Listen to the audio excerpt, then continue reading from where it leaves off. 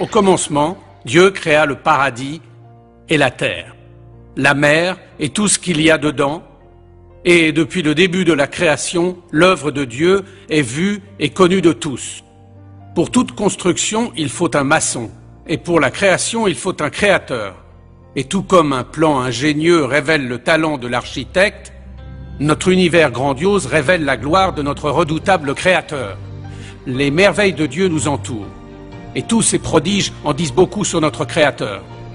La création nous révèle son pouvoir, sa sagesse, sa majesté et son amour. La création parle à ceux qui savent écouter. Je suis le docteur John Whitcomb. Joignez-vous à nous pour explorer le message de la création, la conscience et la gloire de Dieu.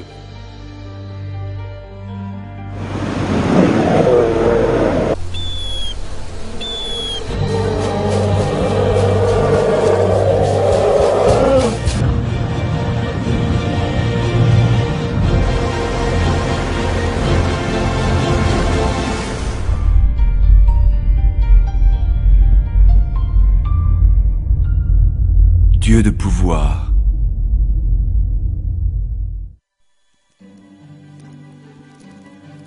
Par la création, le pouvoir de Dieu est dévoilé, des bourgeons et des poussées du printemps, à la vie naissante dans l'utérus, où que l'on regarde, le pouvoir énergisant de Dieu est incontestable. Il guide les étoiles dans leur course dans le ciel. Il a formé d'énormes montagnes. Il maintient le cours des saisons. Entre ses mains est la vie de toute chose vivante.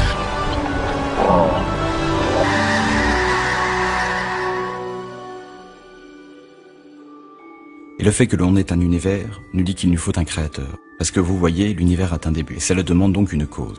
L'énergie dans l'univers a un commencement, et cela donc demande une cause. Certains peuvent dire, vous savez, ok, Dieu a créé l'univers, mais vous avez créé Dieu. Vous voyez, Dieu est éternel. Dieu n'est pas comme un commencement, et par conséquent, c'est un peu besoin de cause, et peut-être un peu difficile à croire, mais il n'y a rien d'irrationnel dans un être éternel. Ce qui est irrationnel, c'est quelque chose qui apparaît tout d'un coup du néant, parce que ça contradierait la causalité. Avant que les montagnes fussent nées et que tu eusses formé la terre et le monde, d'éternité en éternité, tu es Dieu. Psaume 90:2. Vous savez, quelqu'un a demandé un jour à un évolutionniste célèbre d'où venait le Big Bang. Et il a simplement répondu, quelqu'un vous a déjà demandé d'où venait l'énergie de masse, demandez-leur donc d'où vient Dieu. Et je pense qu'il a vraiment dit quelque chose de beaucoup plus profond que ce qu'il pensait. Quelque chose doit être éternel. Soit c'est l'énergie de masse qui est éternelle, ou Dieu est éternel. Les scientifiques en ont beaucoup dit sur l'énergie de masse, et on peut se demander qu'est-ce qui c'est. L'énergie de masse est éternelle, mais ça n'a vraiment aucun sens. Dieu est éternel. Ça a du sens, comme on lit dans le premier chapitre des Hébreux, « Les cieux et tout l'univers périront et ils vieilliront comme un vêtement, mais notre Seigneur vivra à jamais. » La Bible nous explique qu'il n'y a qu'un Dieu, qui est le Créateur, la source de toute la vie et l'énergie. Les forces de la nature sont animées et guidées par sa main. Qui n'a pas senti un frisson à l'approche de l'orage en pensant au pouvoir de Dieu ?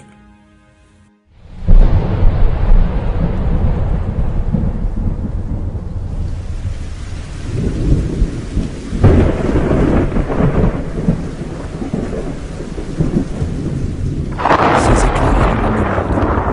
La terre le vit et trembla. Psaume 97:4. Les orages sont une incroyable manifestation du pouvoir du Créateur. Avec un orage, il tombe en moyenne plusieurs centaines de millions de litres d'eau. L'équivalent de la quantité d'eau qui tombe sur les chutes du Niagara toutes les 6 minutes.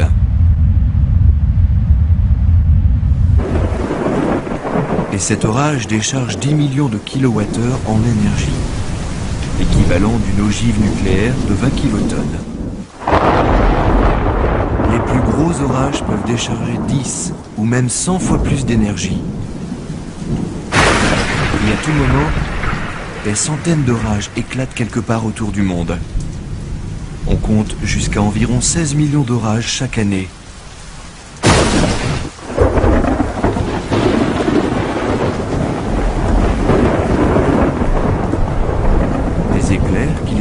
montagne illumine le ciel entier. Un éclair peut tomber à plus de 8 km et contient plus de 100 millions de volts d'électricité, avec des températures approchant les 50 000 degrés Fahrenheit en une fraction de seconde. Plus chaud que la surface du Soleil. En moyenne, on compte une centaine d'éclairs qui frappent la Terre toutes les secondes. Plusieurs millions d'éclairs touchent la Terre chaque jour. Cette formidable puissance, cette vitesse incroyable et cette lumière éblouissante sont de claires manifestations de l'immense pouvoir de notre Créateur. Les orages sont un incroyable phénomène de l'atmosphère. Ils sont magnifiques, ils sont puissants et ils font peur. Ils déchargent toutes sortes d'énergie et c'est vraiment ce qui se passe. Les orages déchargent une quantité impressionnante d'énergie dans notre atmosphère en bougeant verticalement. Les orages contribuent à très grande échelle au cycle de l'eau. Le cycle hydrologique. L'eau s'évapore des océans et la vapeur se disperse au-dessus des continents et tombe ensuite sous forme de pluie et elle retourne dans la mer. Les orages participent activement à ce cycle, retransformant la vapeur d'eau sous sa forme liquide et faisant tomber la pluie sur la terre. Les éclairs et les orages apparaissent souvent dans l'Écriture sainte comme un symbole de la colère de Dieu contre les rebelles. Mais tout le monde a déjà été frappé par l'incroyable beauté des éclairs, de l'orage et l'odeur de l'air frais. Après le passage de l'éclair qui unit dans l'air deux différents gaz, le nitrogène et l'hydrogène, ce qui fertilise la terre. Quand l'impact de l'éclair s'évapore dans l'air, cela dégage du nitrogène sous forme de vapeur qui est absorbée dans la vapeur d'eau qui ensuite retombe et fertilise le sol. Donc nos récoltes sont fertilisées par le nitrogène produit par les orages. Il y a 4000 ans, Job décrivait les manifestations de Dieu en ces termes. Il renferme les eaux dans ses nuages, et les nuages n'éclatent pas sous leur poids. Il soulève la mer par sa puissance, et par son intelligence, il en brise l'orgueil. Ce sont bien là les bords de ses voix. Et combien faible est le murmure qui nous parvient. Mais le tonnerre de sa force, qui peut le comprendre? Les orages sont donc des phénomènes naturels qui dégagent une énergie immense. Et je pense que c'est une leçon qui dit, si Dieu peut faire cela, que ne peut-il pas faire? Même si nous ne comprenons pas toute l'étendue de ce pouvoir, devant ces incroyables prodiges, nous devons nous incliner tous face au Dieu Tout-Puissant.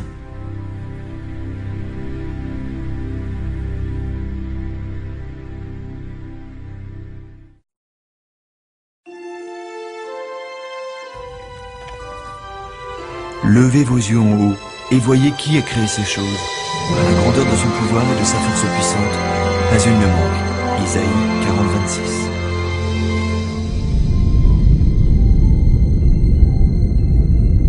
Notre soleil est immense et le débit de son énergie est énorme. Le centre du soleil brûle à plus de 27 millions de degrés Fahrenheit. Il est à presque 150 millions de kilomètres de nous. Mais sa lumière est notre principale source d'énergie. L'énergie part du Soleil à l'incroyable débit de 5 millions de tonnes de matière par seconde. Et ça de jour comme de nuit, année après année. Il y a de nombreux exemples du pouvoir de Dieu dans la nature. L'univers entier a été créé par sa parole. Le psaume 33, verset 9 dit « Dieu a parlé et cela est, il a commandé et cela existe ». Un autre bon exemple, observez notre étoile la plus proche, le Soleil. Le Soleil dégage plus d'énergie en une seconde que ce que l'homme a produit depuis Adam et Ève. Le Soleil dégage en fait son énergie par fusion nucléaire, convertissant l'hydrogène en hélium, à très grande échelle. Et ceci est vrai pour toutes les étoiles dans notre galaxie de la Voie lactée. Nous estimons 100 billions d'étoiles, et au-delà, dans le fin fond de l'espace, il y a des centaines de billions d'autres galaxies. On ne peut même pas concevoir la quantité d'énergie et de pouvoir dont nous parlons ici. Tout ça créé par la parole de Dieu. Le soleil frappe la Terre et cela provoque tout le système de climat sur Terre. Les tornades, les ouragans, les orages, les nuages de pluie, le vent, tout ça est provoqué par l'énergie qui nous vient du soleil. Et l'énergie qui arrive sur Terre est seulement 1 billionième de la quantité d'énergie que dégage le soleil.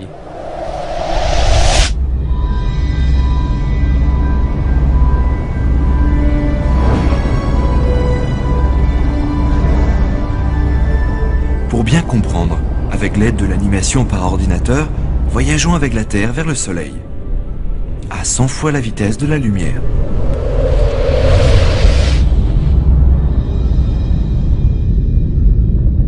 Maintenant, nous commençons à apprécier la magnitude de notre étoile.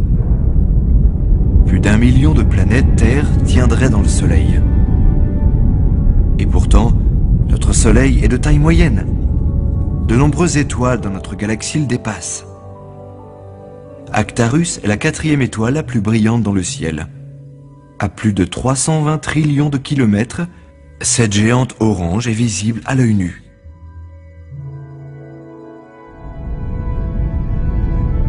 En rapprochant notre Soleil tout près d'Actarus, on peut voir son immensité.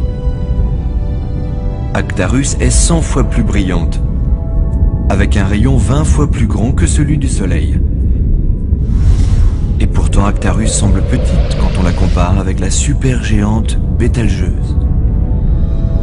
Bételgeuse a un rayon 600 fois plus grand que le Soleil.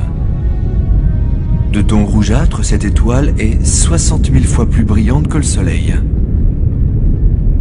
Mais pourtant, Bételgeuse n'est pas la plus grande étoile de notre galaxie. Plusieurs supergéantes rouges dans la Voie lactée sont encore plus grandes. Certaines ayant un rayon 1500 fois plus grand que celui du Soleil.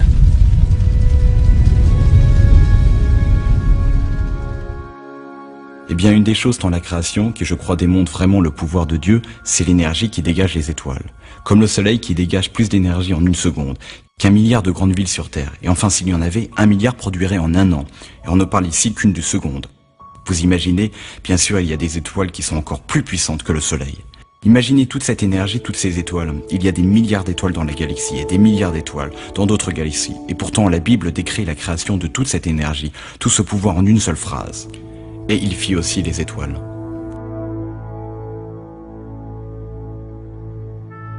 Quand on réfléchit à ces données qui ne sont qu'un aperçu du pouvoir de notre Créateur, nous ne pouvons qu'acquiescer devant le psaume qui exhorte « Que toute la terre craigne l'Éternel ». Bien sûr, les étoiles représentent plus qu'une énergie brute. Sans la lumière du soleil, toute la vie sur Terre périrait très vite. L'énergie du soleil qui donne la vie nous rappelle constamment l'amour éternel de notre grand Créateur. Le Dieu qui rayonne son don de lumière sur toute chose.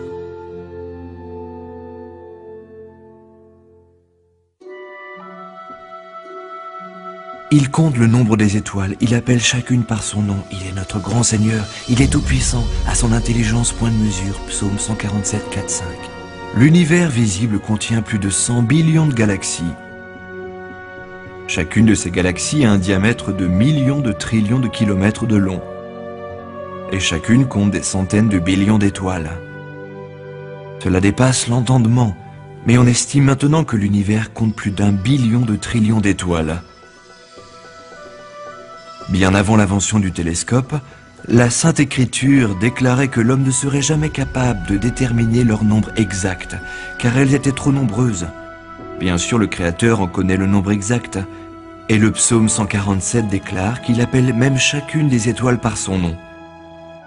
Le pouvoir de création lié à chaque étoile, la sagesse qui leur fait maintenir leur course et l'incroyable beauté qui brille dans tout l'univers nous confirment l'amour divin et la grandeur de notre Créateur. Dieu a créé un univers si vaste que l'homme ne peut qu'être émerveillé face à cet univers et à son immensité. Et penser, Dieu, tu es si grand. Et je pense à ce que David a dit. Quand je contemple tes cieux, l'ouvrage de tes mains, la lune et les étoiles que tu as créées, qu'est-ce que l'homme pour que tu t'en souviennes, le fils d'Adam pour que tu veuilles le visiter? Ce que nous savons, c'est qu'il y a des centaines de milliards d'étoiles dans notre galaxie, la galaxie de la Voie lactée. Et on estime qu'il y a plus de 100 milliards de galaxies dans l'univers. Et la Bible nous dit que les cieux sont plus hauts que la terre, et que Dieu vieille au-dessus de nous et qu'il entend toutes nos pensées. Et quand on réfléchit une seconde, qu'on pense à l'immensité de l'univers, que l'on compare à la Terre, elle, tout juste une tête d'épingle en comparaison. Mais quelle est l'étendue de l'univers de Dieu? En voyageant à la vitesse de la lumière, à près de 300 000 km par seconde, nous ferions 7 fois le tour de la Terre en une seconde seulement.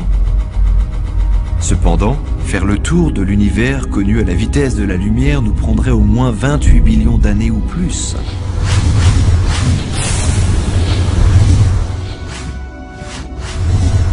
Aujourd'hui, la plupart des astronomes constatent que l'univers semble s'étendre.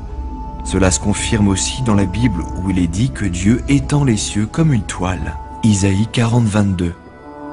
Il y a quelques exemples dans la Bible. De clairvoyance scientifique est un exemple qui me vient à l'esprit, et celui qui apparaît dans un essai au verset 40-22, qui parle de Dieu qui étend les cieux comme une tente ou comme une étoile. Et on peut dire c'est écrit d'une façon poétique, donc il faut faire attention. Et pourtant, au moins 10 autres reprises dans la Bible, on parle de cette sorte d'étirement des cieux. C'est quelque chose qui a seulement été découvert au cours du XXe siècle, quand on a constaté qu'effectivement, toutes les galaxies paraissaient s'étendre et s'éloigner les unes des autres, et que tout l'univers était sans doute en train de s'étirer et de s'agrandir. Juste comme le disait la Bible, et ce n'est évidemment pas quelque chose que les gens aient pu observer de cette époque-là. Ça a donc dû leur être révélé de là-haut. Incroyablement grand, contenant des galaxies spectaculaires, et d'incroyables nébuleuses. Vraiment, les cieux proclament la gloire de Dieu. Psaume 19, 1. Ce n'est pas seulement dans les forces visibles de la nature ou notre immense univers que l'on voit le pouvoir de Dieu, car il existe une énorme incroyable présente dans toute matière, même le plus petit atome, et voici un autre exemple qui illustre le pouvoir infini du Créateur. Réfléchis aux merveilles de Dieu, Job 37, 14. Lors du siècle dernier, les scientifiques ont découvert l'immense énergie présente dans toute matière. L'équation maintenant renommée, E égale mc2, affirme que l'énergie potentielle de toute matière est égale à sa masse par la vitesse de la lumière au carré. Une des grandes découvertes du XXe siècle, c'est la découverte E égale mc2. Cette équation, presque tout le monde la connaît, mais ne sait toujours pas ce que ça veut dire. Ça veut dire que l'énergie est une masse. Ça ne veut pas dire que l'énergie peut être échangée contre la masse, mais plutôt que l'énergie est une masse. L'énergie a un poids. Si vous le mettez sur une balance, même la lumière qui entre dans cette pièce, si je la mets sur une balance, elle pèse juste un petit peu. Au siècle dernier, les scientifiques ont exploré le concept de l'énergie nucléaire, en relation avec l'équation E égale mc2, rendue célèbre par Albert Einstein. Dans cette formule, le m représente la masse ou la matière, et c'est la vitesse de la lumière. Ce que cette équation dit, c'est qu'il est possible de prendre la matière ou la masse et de la transformer entièrement en énergie. Vous avez une masse, vous l'ionisez et vous obtenez de la lumière, du son, du pouvoir et de l'énergie. Ça veut dire aussi que si nous pouvons prendre juste un petit peu de masse et accumuler l'énergie de cette masse, on pourrait faire des choses extraordinaires. Car dans cette formule, le C dans l'équation, E égale mc2, et la vitesse de la lumière, qui est bien sûr E, est un grand chiffre. Et C est au carré multiplié par ml, donc c'est un très très grand chiffre. Donc ça veut dire que même le plus élément de masse est une énorme quantité d'énergie liée à cette masse. Pour comprendre l'incroyable énergie présente dans toute masse, pensez qu'un réacteur nucléaire transforme seulement une minuscule fraction de la masse totale de la matière en énergie. Si cependant, nous étions capables de transformer toute la masse en énergie, la quantité obtenue serait énorme. Par exemple, si la masse d'un arbre de taille moyenne pouvait être transformée en énergie, le débit obtenu serait de 45 trillions de kilowattheures. Pour pouvoir comparer, les États-Unis produisent environ 4 trillions de kilowattheures d'énergie électrique par an. Donc si toute la masse d'un seul arbre était transformée en énergie, et qu'on exploitait cette énergie, cela produirait pour tous les États-Unis pour plus de 10 ans d'énergie électrique. Ou pour même aller plus loin, l'énergie potentielle comprise dans un grain de sel pourrait alimenter tout un foyer pendant plusieurs mois. Même si la science a beaucoup à apprendre sur l'énergie, la masse est ce qui forme la matière. On a découvert que l'énergie comprise dans toute matière est incroyablement vaste. L'Écriture sainte explique que c'est Dieu lui-même qui enlève toutes les choses au nom de son pouvoir. Hébreux 1.3. Cela inclut chaque atome, chaque cellule, chaque étoile et l'univers tout entier. C'est maintenant indéniable. Dieu Tout-Puissant a créé un univers à énergie illimitée. Il faut que ce soit quelqu'un, pas quelque chose, parce que les choses sont exclues. Il faut que ce soit quelqu'un. Il faut que ce soit quelqu'un sans début et sans fin, qui avait le pouvoir et la vision, le savoir incroyable, une intelligence infinie pour organiser tout ça aussi bien depuis l'atome, de l'organisation de l'atome, au cosmos et au-delà. Quand on considère tous ces nombreux exemples du pouvoir de Dieu, ça devrait inspirer de la révérence et du respect dans nos cœurs. La Bible nous dit que la crainte de Dieu est le début de la sagesse. La crainte de Dieu, c'est de détester le mal. La crainte de Dieu nous amène à la vie. C'est pourquoi la meilleure réponse à l'autorité de Dieu, c'est de le vénérer et d'implorer sa miséricorde et son pardon pour nos péchés. Le prophète Jérémie déclara: « Ah Seigneur Dieu, voici que tu as fait le ciel et la terre par ta grande puissance, et ton bras étendu. À toi rien n'est impossible. » Bien sûr, la création révèle l'omnipotence de Dieu, mais c'est plus que cela. Bien que l'univers soit perverti par la malédiction, la sagesse du Créateur, sa beauté et son amour sont toujours présents.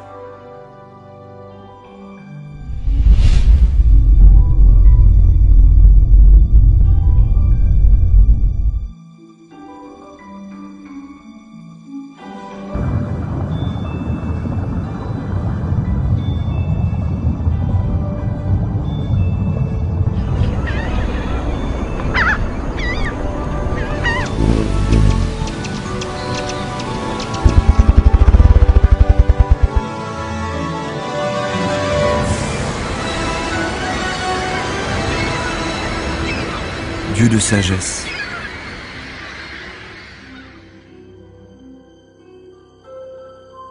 Où que l'on regarde, la sagesse de Dieu se fait visible. Prenez les propriétés de l'eau. Cette élégante molécule est indispensable à la vie. Alors Dieu, dans sa générosité, a recouvert les 4/5 de la terre avec des ruisseaux, des lacs, des océans. L'eau est parfaitement désignée pour maintenir la vie de chaque cellule et créature. C'est un excellent solvant qui refroidit et transporte. Ou regardez le monde des insectes. Chacune de ces incroyables créatures est dotée d'ingénieuses capacités qui dépassent de loin ce que fabrique l'homme.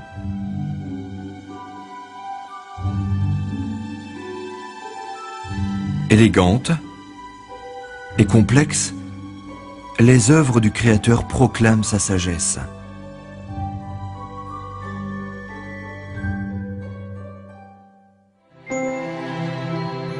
Il dispense la neige comme laine, psaume 147, 16.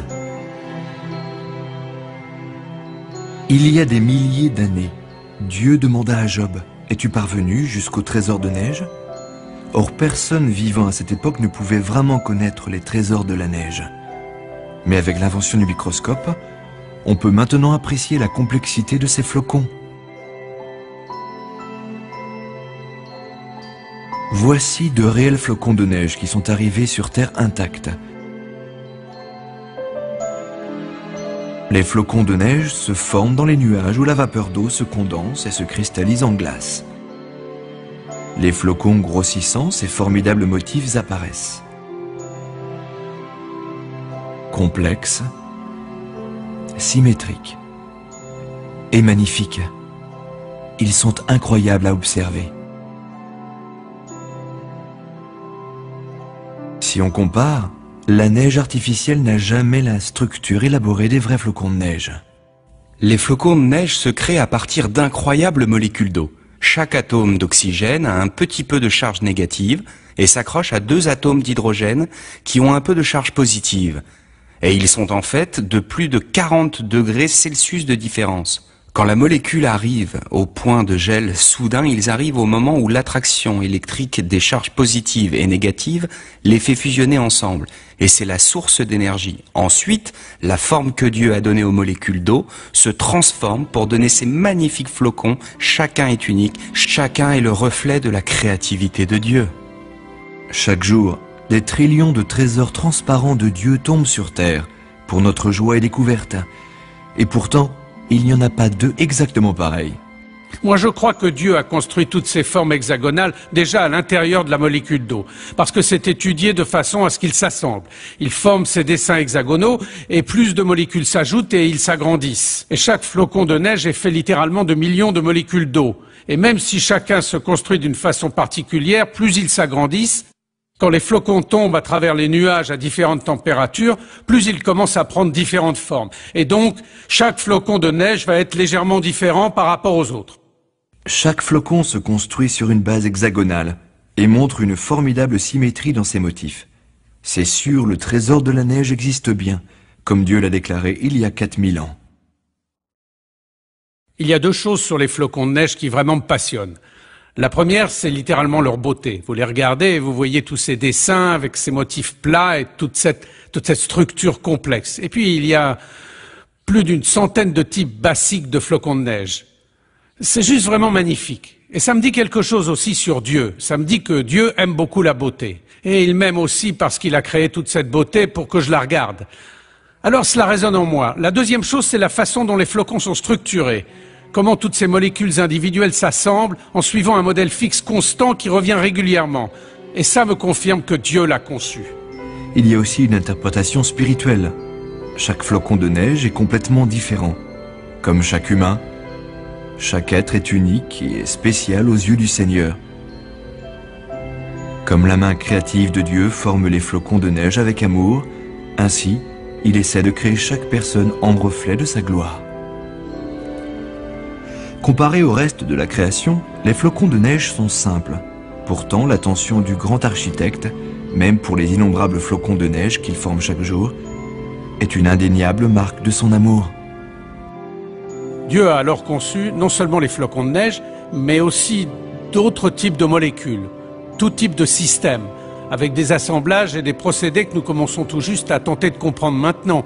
C'est en partie pour ça que je suis un scientifique. Ça me passionne d'essayer de comprendre comment les choses se créent, comment elles fonctionnent, et j'applique des équations mathématiques à tout parce que je ressens que je touche la main de Dieu dans un sens.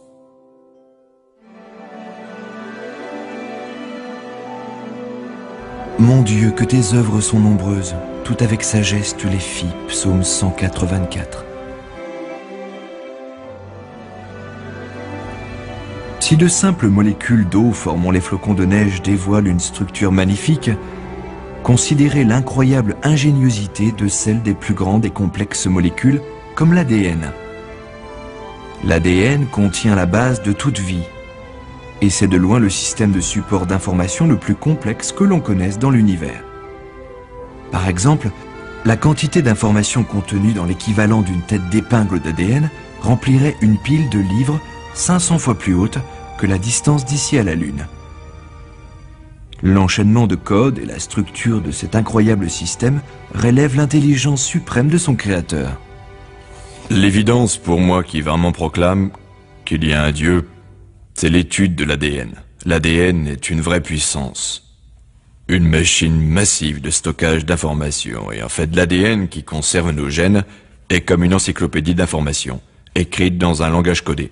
C'est absolument fascinant, et les scientifiques savent aujourd'hui qu'un langage, un code, provient seulement d'une intelligence. Et les informations viennent seulement d'informations que personne n'a jamais vues, et puis d'autant plus qu'elles sont protégées par un code, personne ne les a jamais vues, isolées de ce code. Ce sont des informations propres à ce code, et quand vous regardez l'ADN, c'est complètement évident qu'au tout début, Dieu a créé l'univers. Nous commençons tous comme une simple cellule, de la taille d'une virgule à la fin d'une phrase. Comment cette cellule sait comment construire un corps avec plus de 100 trillions de cellules en lui, de milliers de types différents, et chacune d'elles est tellement complexe, de nanochimiques petites machines dont le fonctionnement dépasse complètement notre compréhension. Tout codé, c'est le manuel d'instruction, c'est le manuel du fabricant. Comment construire et faire fonctionner chaque partie de cet incroyable corps fait avec plus de 100 trillions de cellules. Et en outre, l'ADN est une molécule tridimensionnelle qui s'auto-reproduit. Chaque molécule est capable de faire une copie identique, rapidement et parfaitement. Le Seigneur a même programmé l'ADN pour qu'il détecte et corrige toute erreur de copie. Ses compétences, très sophistiquées, dépassent de loin celles de l'homme. Dieu a créé les molécules de l'ADN de telle façon à ce qu'elles se corrigent elles-mêmes. Il existe des protéines spéciales appelées enzymes qui vont de haut en bas, le long de ces molécules, et qui vérifient et font des réparations. Et ça, toutes les minutes, voire toutes les secondes parfois. Dieu nous a créés avec un code ADN qui a ce que nous appelons un éditeur ou un logiciel d'édition dans ces enzymes. Tout comme un éditeur lit un journal ou un livre et recherche les erreurs. Dieu a créé des enzymes spéciales qui passent de haut en bas des molécules d'ADN et réparent les erreurs, suivant un système qui est incroyablement complexe. Il y a de nombreux exemples dans la création des choses qui viennent confirmer le Dieu de la Bible. Et parmi ceux-là, il y a notre ADN. L'ADN est des informations en lui. Il y a tout un groupe d'études scientifiques appelées sciences de l'information qui analysent notre information. Créée et transmise par notre première cellule, une des lois des sciences de l'information dit que l'information n'est jamais construite comme ça de soi-même. C'est-à-dire, elle n'apparaît jamais spontanément et à chaque fois que nous suivons la copie des informations, jusqu'à leur première source, elles sont toujours reliées à un cerveau. Et comme nous avons des informations codées dans l'ADN, ça nous confirme que l'ADN vient d'une intelligence et ce n'est pas quelque chose qui a pu apparaître au travers des millions d'années. Par mutation et sélection naturelle, ça ne marche pas comme ça. Et pourtant, même la molécule d'ADN est simple comparée aux cellules. Toute vie est composée de cellules, et chaque cellule fonctionne comme une ville miniature. Et lorsque l'on sait que le corps humain est constitué de trillions de cellules travaillant ensemble à l'unisson, nous devrions nous incliner devant le soin minutieux et la perfection du Créateur.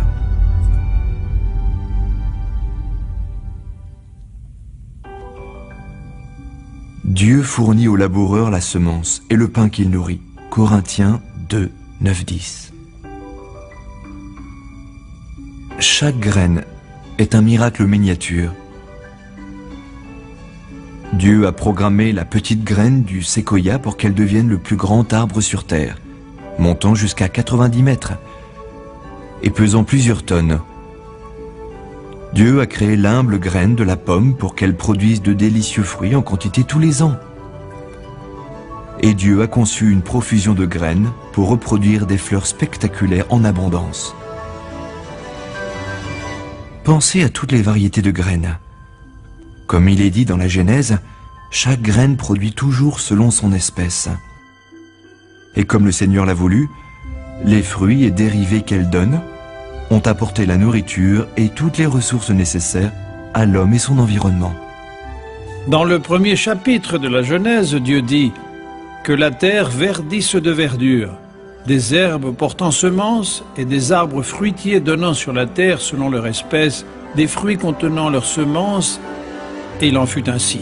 Et donc Dieu a créé la vie avec la capacité de se reproduire selon son espèce. Les plantes produisent les graines, et vient alors la question qui est arrivée le premier, la graine ou la plante? C'est évident que Dieu a créé la plante, avec la graine à l'intérieur. Les graines sont de vrais chefs-d'œuvre de micro-miniaturisation.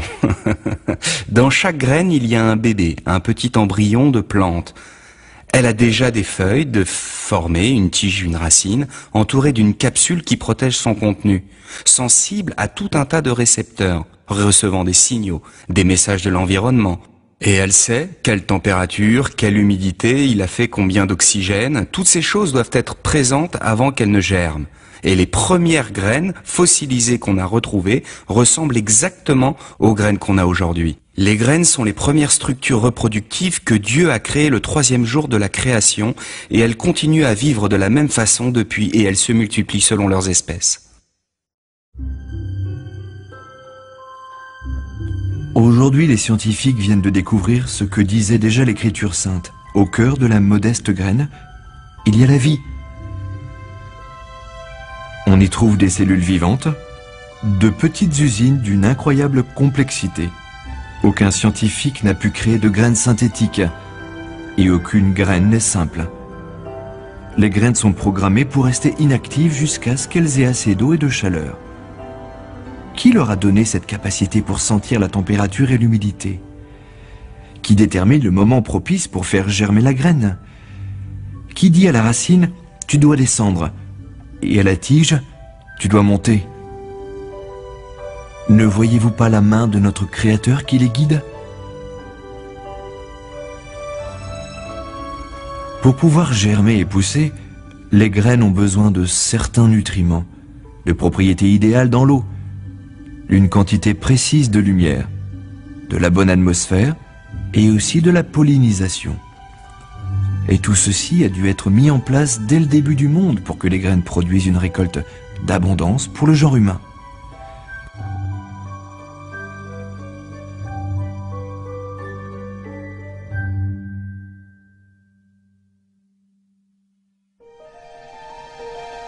Observez les lys des champs.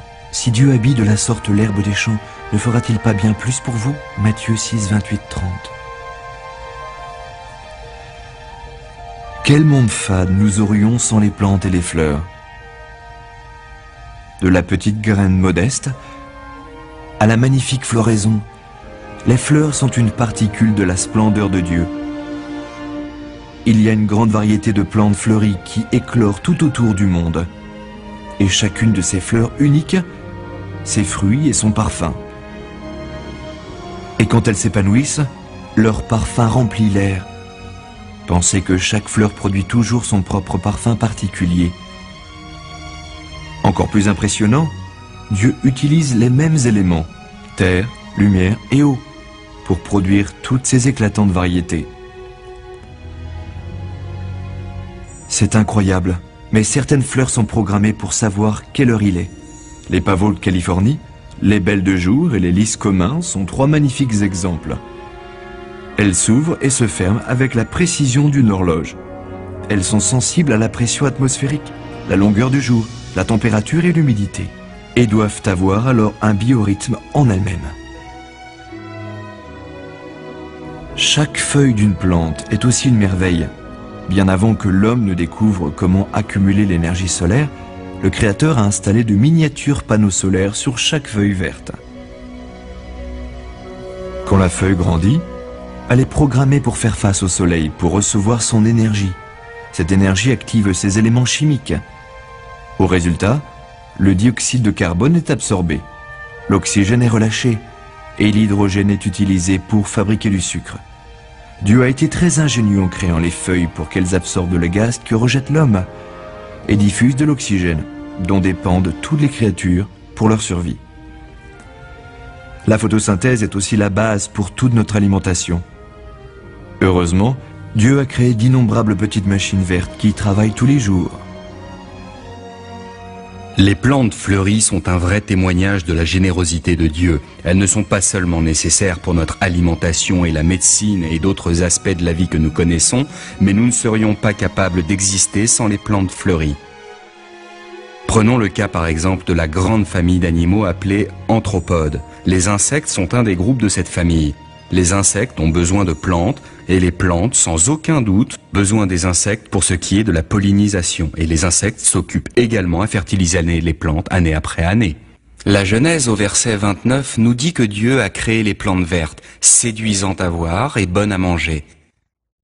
Les plantes utilisent le fascinant procédé de la photosynthèse pour attraper de l'énergie du soleil et elles récupèrent aussi des molécules de dioxyde de carbone dans l'air et des molécules d'eau dans la terre. Pour créer des molécules de sucre, ce qui représente un groupe basique pour tous les autres groupes d'aliments, et où les plantes trouvent-elles le dioxyde de carbone, nous le rejetons dans l'air. Les animaux rejettent du dioxyde de carbone. Les plantes absorbent ce dioxyde de carbone, elles absorbent aussi l'eau et elles rejettent de l'oxygène avec les molécules d'eau et nous les respirons.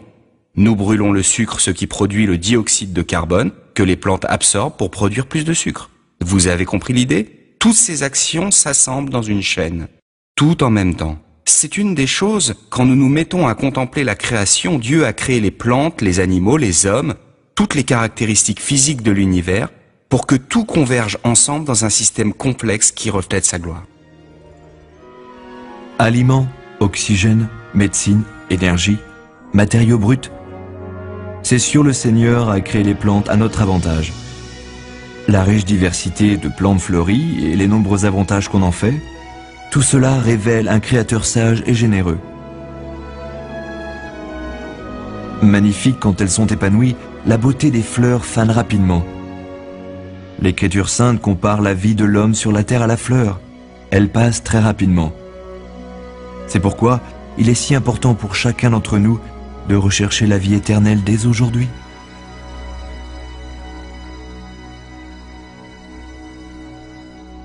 Alors Dieu dit que les eaux grouillent d'un grouillement d'êtres vivants et que des oiseaux volent au-dessus de la terre. Alors Dieu créa tout ce qui est animé de vie, et Dieu vit que cela était bon. Dans le livre de la Genèse, nous lisons que Dieu a tout créé pour que ce soit très bon, même si le péché a depuis souillé la création. Les poissons, les oiseaux et toutes les créatures prouvent encore la bonté de Dieu et sa sagesse. Nous allons nous intéresser maintenant aux incroyables créatures de Dieu.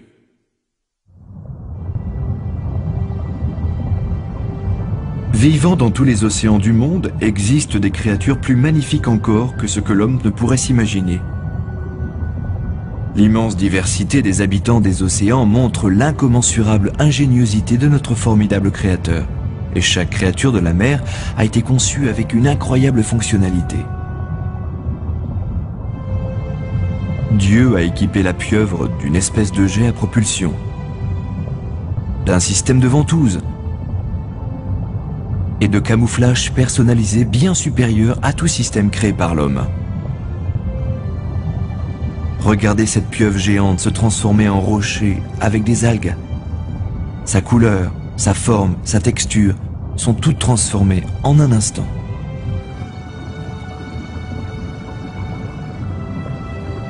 Le calamar sur la gauche est un mâle. Il montre une tache rouge-brune de parade nuptiale vers la femelle, alors que simultanément il montre une tache blanche guerrière du côté opposé pour éloigner les mâles rivaux. Et lorsqu'il change de côté, les dessins s'inversent aussi. Ces signaux doubles simultanés démontrent la supériorité du génie de Dieu.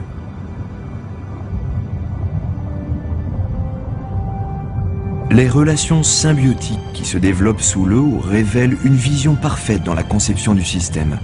Les anémones de mer sont vénéneuses, mais Dieu a permis à certains poissons de pouvoir cohabiter sans danger dans leur entourage. Par exemple, les poissons clowns sont dotés d'une immunité au poison des anémones. Ça ne peut pas être le fruit de l'évolution, car les générations antérieures auraient péri et auraient disparu avant de développer une immunité qui les protège.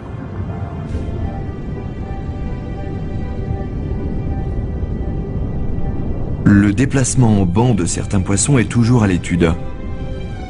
L'habileté du poisson qui s'élance avec des mouvements synchronisés est la marque de la main directrice d'un grand chef d'orchestre. Certaines espèces de poissons ont été désignées pour vivre à une profondeur précise dans l'océan. Cette caractéristique s'explique par une vessie natatoire spécialement conçue, qui sécrète des gaz dans la circulation sanguine, régulant leur tension et maintenant leur équilibre, et permettant aux poissons de survivre à différents niveaux de pression de l'eau entre les limites déterminées par le Créateur.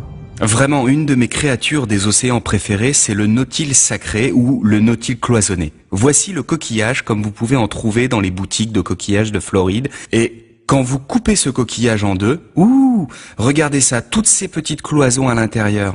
Et l'animal qui vit dans la dernière cloison, ici, ressemble beaucoup à un calamar. Il a beaucoup de petites tentacules qui sortent devant comme ça.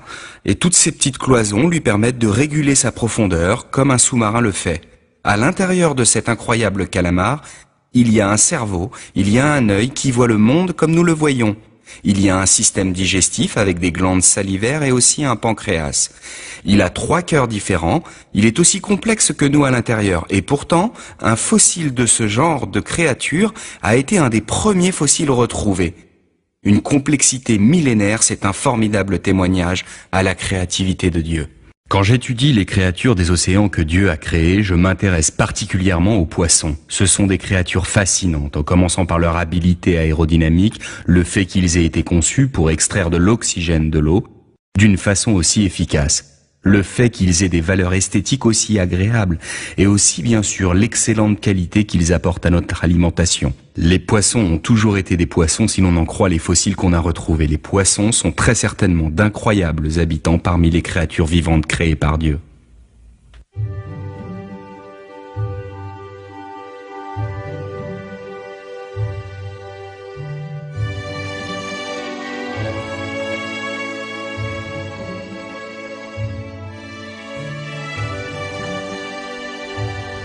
L'évidente sophistication, la variété et la beauté des créatures de la mer proclament un maître artiste a créé toutes ces choses pour son bon plaisir.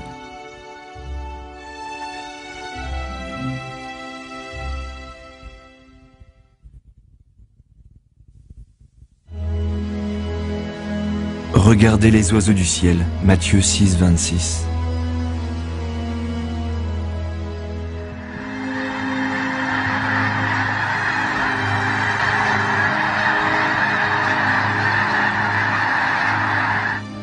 Les oiseaux sont parmi les créatures les plus fascinantes sur Terre.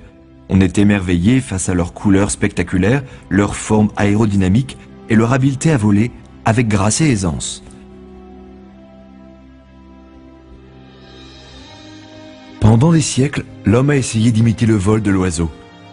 Et c'est seulement au XXe siècle qu'il a réussi à contrôler le vol. Mais toujours, pour essayer de perfectionner l'aérodynamisme de l'avion, l'homme continue à étudier le merveilleux modèle aviaire de Dieu.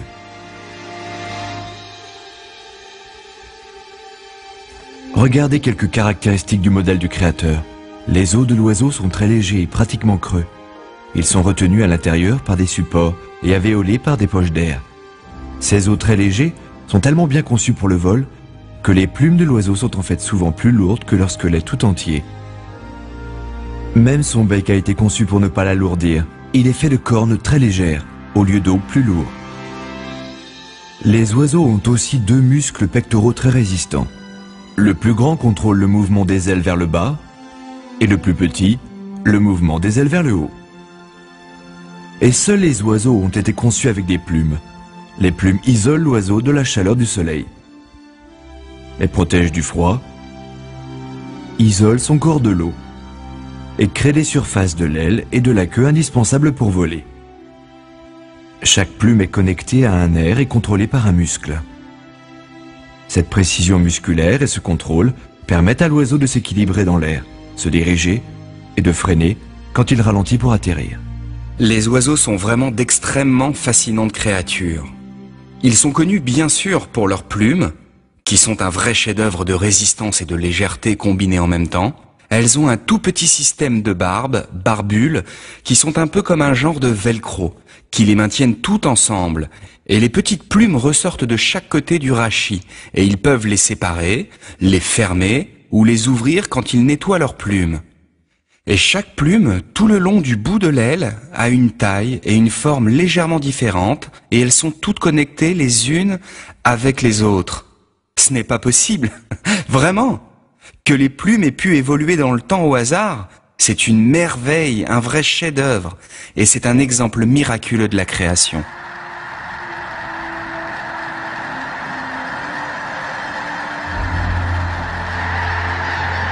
Un autre élément essentiel pour le vol de l'oiseau, ce sont les poches d'air qui se trouvent entre les organes de l'oiseau.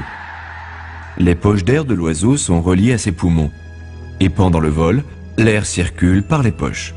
Ce système permet au tissu du corps de l'oiseau de s'alimenter rapidement en oxygène vital et lui permet de rester léger dans les airs. Tous les oiseaux sont fascinants, vous savez, ils ont un système de respiration que l'on n'a retrouvé chez aucune autre créature. Les poumons de l'oiseau sont un système spécial de double circulation où vous pouvez oxygéner l'air en expirant et en inspirant. Contrairement à nos poumons et à ceux des autres créatures, les poumons des oiseaux ont un double système et en fait c'est vraiment très important. Les oiseaux ne changent pas la taille de leur cage thoracique même quand ils respirent. Et si vous regardez un oiseau qui se pose après des milliers de kilomètres de migration, est-ce que vous voyez sa poitrine gonfler quand il respire ? Ils restent sans bouger, même s'ils ont volé pendant des heures, et vous vous dites comment respire-t-il? En fait, l'air circule dans l'oiseau suivant un procédé très particulier, utilisant des poches d'air entre les muscles. Quand l'oiseau vole ou quand il marche, ces poches font circuler l'air. Ce sont de fascinantes créatures que Dieu a créées. Toutes ces merveilles d'ingénierie s'unissent pour permettre le vol et démontrent une vision parfaite dans la création des oiseaux. Une de ces merveilles chez les oiseaux, c'est leur habilité à immigrer sur de très grandes distances. La sterne arctique voyage d'une zone tout près du pôle Nord jusqu'en bas, jusqu'au pôle Sud et remonte. Tous les ans, maintenant, les gens peuvent faire ça en avion. Mais vous avez peut-être déjà regardé dans la cabine d'un avion toutes ces manettes, ces boutons, ces commandes. Et après, il faut aussi une tour de contrôle pour dire au pilote où il va. Et tout ça tient dans une toute petite partie du cerveau d'un oiseau. La prochaine fois que quelqu'un vous traite de cervelle d'oiseau, dites-lui « Ah, merci !»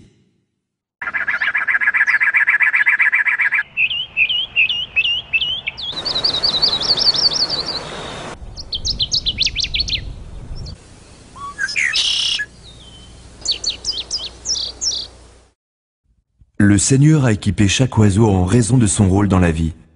Pour le service de l'homme, chaque espèce d'oiseau a une zone de contrôle spécifique. Beaucoup servent à contrôler les insectes, d'autres à éliminer les carcasses. La famille des pinsons détruit les graines des mauvaises herbes. La chouette et le faucon contrôlent les rongeurs. Les bécasses ratissent les plages. Les oiseaux aquatiques maintiennent le bon équilibre du nombre de poissons. Le héron contrôle les grenouilles et les serpents. Avec son apparence gracieuse, son incroyable habileté aérodynamique et son usage pratique, chaque oiseau est un témoignage du savoir et de l'amour de Dieu. Et même si Dieu a beaucoup favorisé les oiseaux, souvenez-vous que Jésus nous assure que nous avons plus de valeur qu'un groupe de moineaux.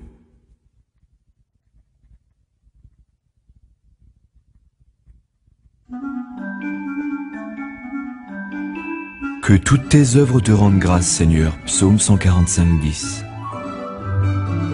Le colibri est une merveille d'agilité et de grâce. Ce sont les plus petits oiseaux. Leur nom leur vient du bourdonnement qu'ils produisent avec le battement rapide de leurs ailes. S'élançant de fleur en fleur, le colibri se pose en équilibre dans l'air. Il s'arrête pour siroter le nectar sucré. Et le colibri a été merveilleusement conçu pour cela. Dieu lui a donné un petit corps pour bouger facilement autour des fleurs. Un long bec fin comme une aiguille pour plonger profondément dans la cupule de la fleur. Et une langue spéciale idéale pour extraire le nectar. Dieu lui a aussi donné des ailes remarquablement fortes et un bréchet robuste, ce qui permet à cet oiseau de s'arrêter en plein air et même de voler facilement en arrière et sur les côtés. Bien sûr, toutes les caractéristiques du colibri, long bec, langue spéciale, battement unique et rapide des ailes, ont dû travailler ensemble depuis le début pour qu'il puisse être capable de récolter sa nourriture et par là même survivre. Alors que les ailes de la plupart des oiseaux se plient à l'épaule, au coude ou au poignet, le colibri utilise principalement l'épaule. Comme un hélicoptère, il peut monter tout droit directement. L'esquisse du créateur cependant lui permet de pivoter dans toutes les directions. C'est beaucoup plus efficace et de loin beaucoup plus agile que toute machine volante créée par l'homme.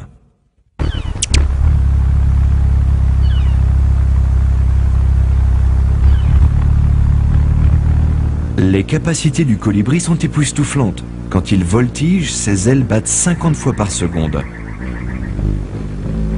Quand il vole tout droit, plus de 80 fois. Son cœur bat 21 fois à la seconde. Ces tout petits oiseaux ont un rythme métabolique qui est presque inimaginable. Leur rythme cardiaque est si rapide qu'il dépasse la limite des sons audibles. Vous pensez à ces petits colibris qui volent et migrent sur des centaines de kilomètres. Ils réservent de la nourriture pour faire ces voyages. Une différence de quelques fractions de grammes en nutriments et ils pourraient ne pas finir leur voyage. Et ces oiseaux sont une évidente preuve des merveilles de la création.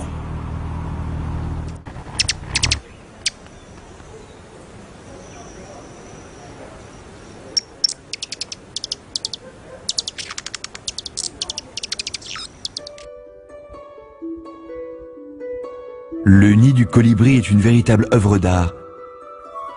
C'est la femelle qui en est l'artiste. Elle utilise de la fougère, des graines de pissenlit et d'autres mousses. L'extérieur est décoré avec du lichen, le tout attaché avec du fil de toile d'araignée.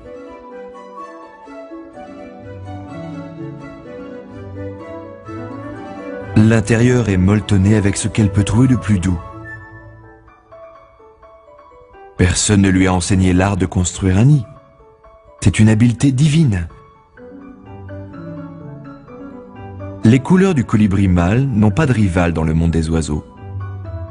Le colibri de Rivoli, le colibri à queue large, le colibri à gorge bleue et le colibri de Costa sont quelques-unes des plus de 300 magnifiques espèces.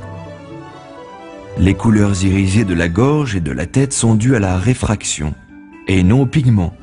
Souvent, ces zones apparaissent sombres, presque noires. Mais depuis un angle parfait, les couleurs irisées semblent briller de l'intérieur.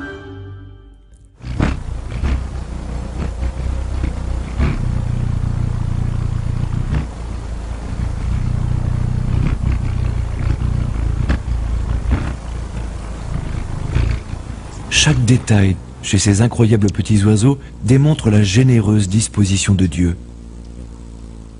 Devrions-nous nous dire que le colibri a été spécialement favorisé par le bienveillant Créateur?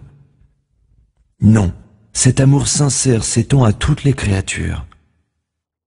Si nous étudions attentivement toute créature, la gloire du Seigneur apparaît toujours.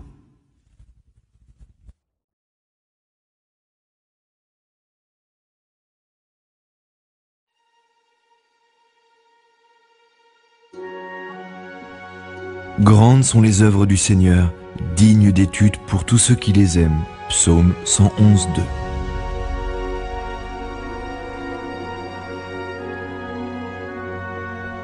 On estime à 18 000 les espèces de papillons qui embellissent notre planète.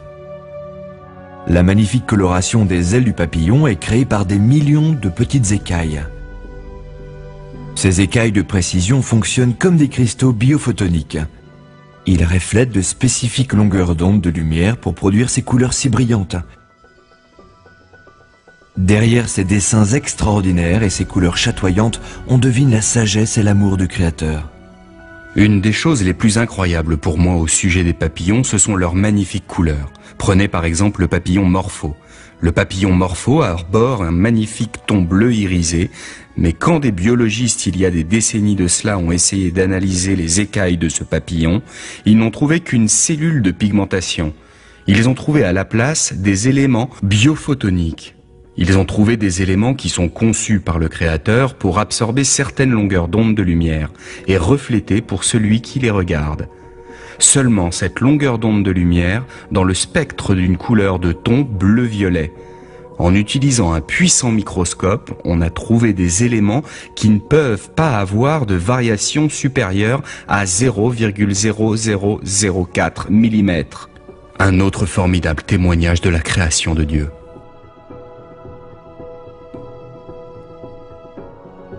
Tous les papillons subissent une incroyable transformation durant leur cycle de vie. L'insecte commence sa vie en œuf, puis devient chenille rampante et suit sa période de cocon. Pendant ce stade, la chenille commence à se contorsionner par à-coups réguliers, déchirant sa peau extérieure. Ses jambes et sa tête disparaissent très vite et la chrysalide prend forme. Ensuite, dès le premier jour, les organes de la chenille se désintègrent en un liquide visqueux. Miraculeusement, après 1 ou 2 semaines, un complexe et les papillons émergent. Cette métamorphose se déroule en juste quelques jours, et non pas quelques millions d'années. Le papillon adulte a maintenant 6 pattes segmentées, des antennes, un tube spécial pour s'alimenter, 2 incroyables yeux composés, des organes de reproduction complexes et 4 magnifiques ailes. La chenille n'avait aucune de ces caractéristiques. Il est clair que des instructions génétiques pour tous ces stades avaient été programmées chez l'insecte par le Créateur, depuis le début. Quand un papillon se transforme de chenille en chrysalide puis en papillon, c'est-à-dire 2 structures complètement différentes, une structure est pour la chenille et le stade initial, la seule chose qu'elle fait c'est ramper sur ses pattes, sur des feuilles, elle rampe et elle mange toute la journée, jusqu'à devenir plus de 250 fois plus grande. Mais tout ce qu'elle fait, et ça devient ensuite la chrysalide, avec beaucoup de liquide. Et ensuite ça ressort, avec une structure complètement différente. Et maintenant le papillon, qu'est-ce qu'il doit faire? Il est conçu pour voler bien sûr, et la chenille ne l'était pas. Il était conçu pour boire le nectar des fleurs et en même temps fertiliser les fleurs. Il a été conçu pour se reproduire, il a été conçu pour être capable de migrer d'un pays à l'autre à plusieurs milliers de kilomètres dans certains cas. Donc il a été conçu pour des choses bien spécifiques. La chenille avait une seule chose à faire, grossir, manger, grossir. Et le papillon a plusieurs choses à faire. Manger, grandir, fertiliser, se reproduire.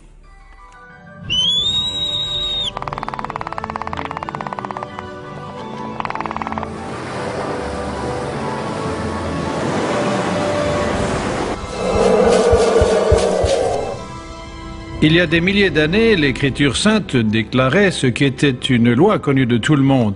Par exemple, dans le livre de Job, chapitre 12, on lit « Interroge pourtant le bétail, pour t'instruire, les oiseaux du ciel pour t'informer. Parle à la terre, elle te donnera des leçons, ils te renseigneront les poissons des mers, car lequel ignore parmi eux tous que la main de Dieu a fait tout cela ?» Si on examine les preuves que nous voyons, toutes les choses qui ont été créées, il est très clair dans l'Écriture sainte que ces preuves nous ramènent à la réalité, qu'il y a un Créateur qui a réellement tout créé. Notre grand Créateur nous a donné d'innombrables exemples de son immense sagesse.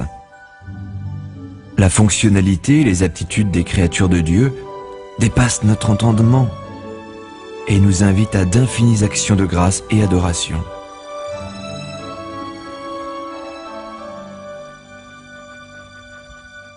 Puis Dieu dit, faisons l'homme à notre image, comme notre ressemblance. Genèse 1,26. Alors que toute la création reflète le caractère de Dieu, l'homme seulement a été créé à l'image de Dieu. L'homme a des distinctions physiques. Son cerveau est un chef-d'œuvre de complexité. Ses mains sont capables de faire le travail le plus précis. Et il marche debout. Pourtant, c'est la nature spirituelle de l'homme qui est spécialement unique. L'Écriture sainte dit que Dieu est un esprit. Et même si le genre humain s'est perverti dans le péché, la nature spirituelle de l'homme garde toujours la trace du caractère du Créateur. Par exemple, l'homme a le libre arbitre. L'homme sait la différence entre le bien et le mal. Seul le genre humain a produit de grands scientifiques, compositeurs, prophètes et poètes.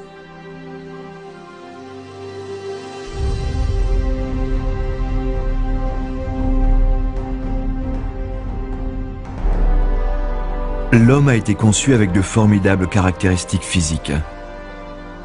Par exemple, l'œil humain bouge près de 100 000 fois par jour, avec mise au point automatique, et peut gérer 1,5 million de messages simultanément. L'œil se nettoie aussi tout seul, avec des essuie-glaces et produits incorporés. Et l'œil a aussi l'incroyable capacité de se former et de guérir tout seul. De plus, Dieu a conçu l'œil humain pour qu'il soit capable de distinguer des millions de couleurs, et son cerveau de sorte qu'il puisse apprécier toute la gamme de beauté qu'il a offert à la création. La majorité des gens ne se rendent pas compte que l'œil, en fait, fait partie du cerveau. C'est une extension comme un bouton, et chez l'embryon, ces boutons se détachent du cerveau. Et il y a une petite fenêtre qui se développe dans la peau, appelée la cornée des yeux. N'est-ce pas formidable ? La bille de l'œil se trouve précisément où la petite fenêtre se développe dans la peau pour qu'on regarde à travers. L'œil est sensible à la lumière à un niveau qui va de 10 billions à 1. C'est-à-dire de la chose la plus brillante qu'on puisse regarder, peut-être la neige brillant sous le soleil, jusqu'à un seul photon de lumière. C'est la plus petite unité de lumière possible. Et bien sûr, où que vous regardiez, la mise au point est automatique. Les deux yeux regardent le même point, où que l'on regarde. C'est comme quelqu'un avec une paire de pistolets à 6 coups qui pourrait tirer et à chaque fois qu'il tire, les balles ne font qu'un trou. Instantanément partout. Et c'est ce que nos yeux font. Partout où nous regardons, ils convergent vers le même point. S'ils étaient séparés de juste 1 degré, vous verriez double. Où que l'on regarde, vraiment, je vois des preuves indéniables de l'ouvrage de Dieu. Et vraiment, quand l'homme nie ce fait, il est inexcusable. Comme le livre de Romains, chapitre 1, verset 20, nous le dit. Encore plus impressionnant, le Seigneur a conçu tous les sens de l'homme pour qu'il soit intimement connecté. Quand nous voyons de la nourriture, notre estomac peut gronder, ou notre bouche saliver. En entendant la voix d'un vieil ami, notre cœur peut bondir de joie. Et un seul arôme de cuisine de notre grand-mère peut évoquer des souvenirs passés. Cependant, les merveilles de notre complexité physique ne sont rien comparées à notre nature spirituelle. L'homme est conscient et il est capable d'avoir du recul sur lui-même. L'homme est conçu comme un être rationnel, doté de la faculté de raisonner et la capacité d'apprendre. L'homme est capable de se souvenir d'expériences passées et sa mémoire lui permet d'être le reflet de la bonté de Dieu. Selon ce qui est écrit dans la Genèse, l'homme a été créé à l'image de Dieu. Cela veut dire qu'il a des attributs, des qualités, des capacités que Dieu lui a données. Quand on lit le 4e livre de la Genèse, c'est-à-dire après la chute, on voit toujours ses qualités et ses capacités. Par exemple, l'homme a pu construire des villes, il peut fabriquer et jouer des instruments de musique, il connaît la métallurgie, il connaît l'agriculture, il peut écrire des poèmes, de la littérature. Et l'homme a aussi été conçu avec une composante spirituelle. L'homme a le libre arbitre et le choix, il a une conscience. Comme vous voyez, Dieu a créé l'homme à part par rapport au reste de la création. Il y a beaucoup de différences entre le genre humain et les animaux. Un verset qui me vient à l'esprit se trouve dans le livre d'Ecclésiaste, chapitre 3, verset 11. C'est le verset qui dit que l'homme est spécial, que Dieu a mis dans notre cœur l'éternité. C'est-à-dire que nous avons la notion de l'histoire, du passé, du présent et du futur. Et ça nous sépare des animaux qui vivent au jour le jour. Nous sommes une création spéciale. Un autre merveilleux cadeau que le Créateur a fait à l'homme, c'est l'émotion. Ça lui donne de la couleur et de la profondeur, des sentiments et la capacité d'être heureux et de rire. Seul l'homme de toutes les créatures de la terre peut apprécier la musique d'une symphonie ou se réjouir de la beauté d'un coucher de soleil. Et seul l'homme est un agent libre et moral, responsable envers Dieu et la société. La seule explication qui rapporte à la moralité de Dieu est le fait souligné dans la Bible, c'est-à-dire que l'homme a été créé à l'image de Dieu. Par conséquent, il est comme Dieu, un être moral.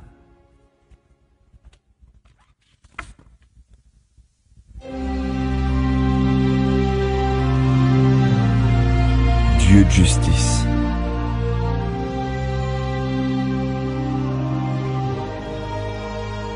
En plus d'être tout-puissant et très sage, la Bible précise que Dieu est complètement saint.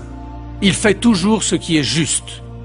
Dieu ne peut pas mentir, il ne peut pas pécher, et il est toujours loyal et vrai. Comment peut-on savoir que Dieu est juste? L'Écriture sainte explique que le Seigneur a inscrit sa loi dans chaque cœur. La nature sacrée du Créateur est révélée à chaque homme par sa conscience. La conscience est notre connaissance divine du bien et du mal. C'est pour cela que l'homme sait que son Créateur est celui qui fait les lois morales et le juge.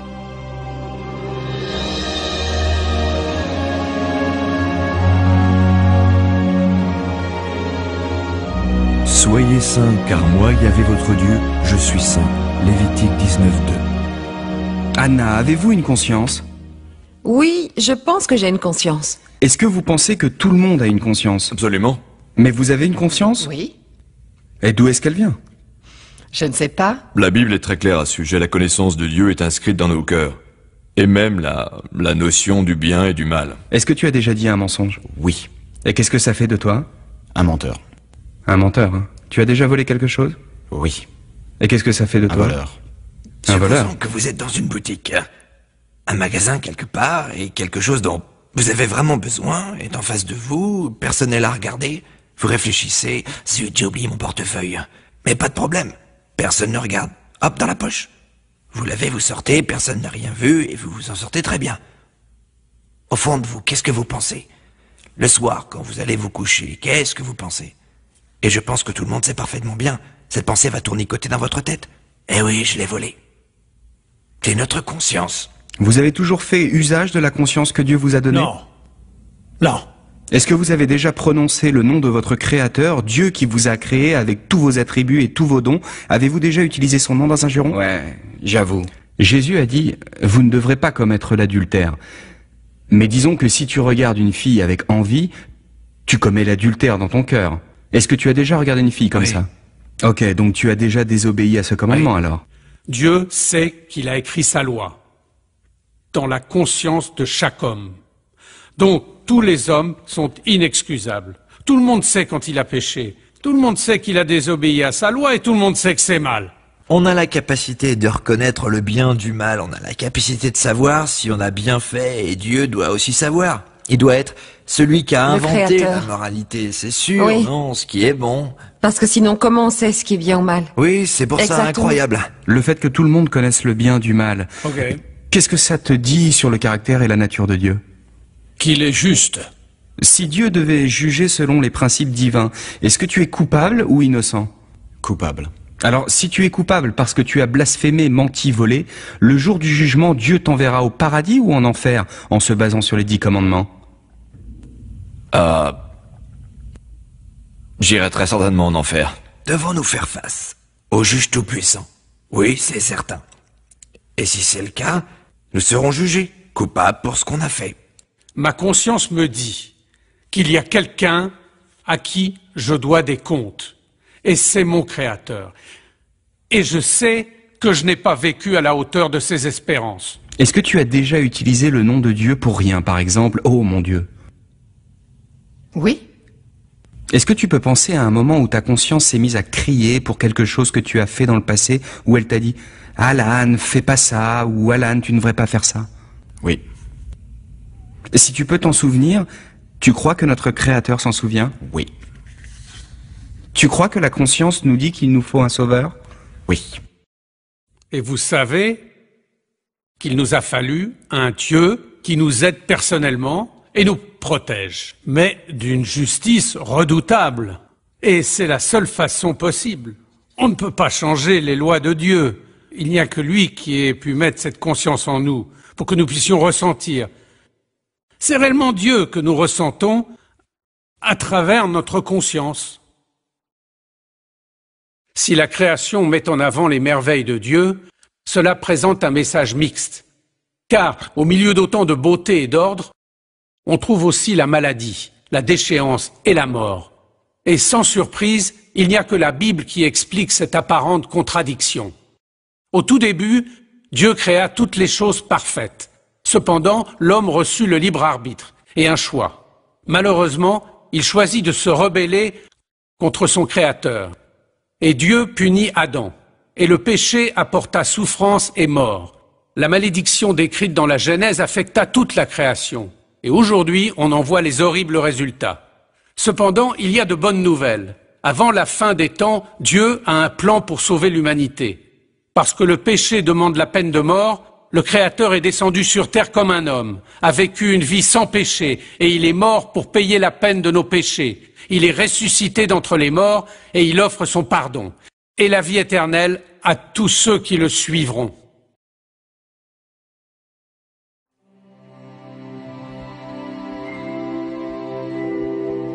Dieu d'amour. Comme ce film l'a démontré, dans la création, nous voyons la sagesse et le pouvoir, les merveilles de Dieu, son amour pour ses créatures. Mais vous ne pouvez pas le regarder sans penser que quelque chose va mal. C'est comme si nous avions une mémoire profonde dans le fond de la conscience, d'un temps où il y avait un paradis et il est perdu. Dieu a fait un monde merveilleux, tout était parfait au début. Mais parce que l'homme a péché, maintenant c'est un monde puni. Nous voyons de la beauté, mais aussi des choses laides et des choses horribles, et tout ça semble un peu contradictoire, mais c'est seulement parce que c'est un monde perdu. C'est si facile de voir les merveilles de Dieu même dans notre propre entourage, juste dans le quartier où nous vivons. On voit des oiseaux qui s'envolent au-dessus des haies, de magnifiques fleurs colorées, la beauté d'un coucher de soleil. Pourtant, plusieurs d'entre vous ont sans doute du mal comme moi quand j'étais jeune homme, étudiant la biologie, car quoi penser des défauts de naissance, des maladies, des désastres du feu, des inondations, des guerres, des plagues? Où est Dieu dans toutes ces choses-là? Est-ce que c'est le Dieu des merveilles qui a fait cela? La Bible nous répond très clairement non. Le Dieu des merveilles, c'est celui qui a créé les merveilles que nous voyons, la beauté de la maquette de sa création. Malheureusement, les hommes se sont rebellés contre Dieu. Mais ce qu'a fait Dieu est absolument merveilleux. Même si nous nous sommes rebellés contre lui et nous ne méritons pas d'avoir vécu, nous ne méritons pas de vivre, il est entré dans notre histoire pour devenir l'un de nous. Jésus a dit, Dieu aime vraiment le monde. Aime vraiment le monde. Il nous a donné son Fils unique. Vous donneriez votre Fils en sachant qu'il va être haï et condamné, attaché, mordu, humilié et crucifié? Dieu savait ce qu'il allait arriver. Et je pense souvent à Jésus. Il savait depuis la veille des temps ce qu'il allait souffrir. Certains peuvent se demander si un homme marchant sur les chemins poussiéreux d'Israël il y a si longtemps pouvait vraiment nous sauver de la mort, comme il pourrait vraiment nous donner une vie éternelle. Mais rappelons-nous que le Christ qui est mort pour nous, c'est le créateur de la vie. Quel Dieu merveilleux, le fait qu'il entre dans notre histoire pour venir payer le prix de nos péchés, et il vient nous offrir après ça le salut pour nous sauver après ce qu'on a fait. Parce que quand on y réfléchit, on a commis un acte de haute trahison envers le Dieu de la création. Et pourtant, il nous aime tellement qu'il est entré dans notre histoire pour payer le prix de nos péchés, pour qu'on puisse passer l'éternité avec lui. Waouh, quel Dieu formidable! Selon l'Écriture sainte, le plus grand créateur, ce n'est pas seulement celui qui a tout créé, mais celui qui nous sauve de nos péchés. Jésus-Christ est descendu sur terre, il a vécu une vie parfaite à nos côtés, il est mort sur la croix, son sang a coulé, et 3 jours après, il a ressuscité, il vit aujourd'hui. Et tous ceux qui croient en lui et sentent sa présence, et reconnaissent ce que nous sommes et ce que nous faisons, et demandent le pardon, et se repentissent de leurs péchés, peuvent entrer en relation avec le Créateur, et ce, pour une éternité. C'est ça la bonne nouvelle. Peut-être que la plus grande des merveilles de tous les aspects de la création, c'est que Dieu ne nous laissera pas tomber. Il a envoyé son propre Fils pour restaurer les choses et nous attendons son retour un jour. Et quand ce jour arrivera, les loups et les agneaux vivront ensemble, rien ne sera blessé ou détruit. Et dans toutes les montagnes sacrées, la terre sera pleine de la connaissance de Dieu. Les eaux couvriront les mers et ce merveilleux passage du livre d'Ésaïe. Waouh, l'amour rédempteur de Dieu, c'est la plus belle merveille de toutes. Vraiment, notre Créateur est le Dieu des merveilles. Et la plus grande merveille, c'est son immense amour. L'Écriture sainte dit que Dieu est amour, et qu'il nous a démontré son amour envers nous en descendant du paradis pour nous offrir sa vie, pour qu'on puisse être réunis avec lui pour toujours. Jésus-Christ est le Créateur sur la croix. Il porte nos péchés et ressuscite d'entre les morts. Le Seigneur offre maintenant la vie éternelle à tous ceux qui se repentissent de leurs péchés et se confient à lui entièrement. En plaçant votre foi en Jésus-Christ, vous pouvez entrer en relation avec le Créateur de notre univers et pour la vie éternelle. C'est le don qu'il vous fait et ce qu'il désire pour vous. Pour Dieu qui seul fait de si admirables merveilles, gloire à toi, je te rends grâce et t'honore pour toujours.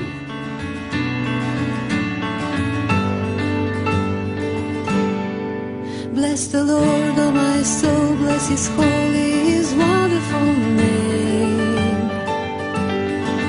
Bless the Lord, oh my soul, for His love will forever remain. Your Creator is worthy of praise. Your Sustainer has poured out His grace. He poured out His mercy on those who would fear Him. He poured out His love, His forgiveness of sin.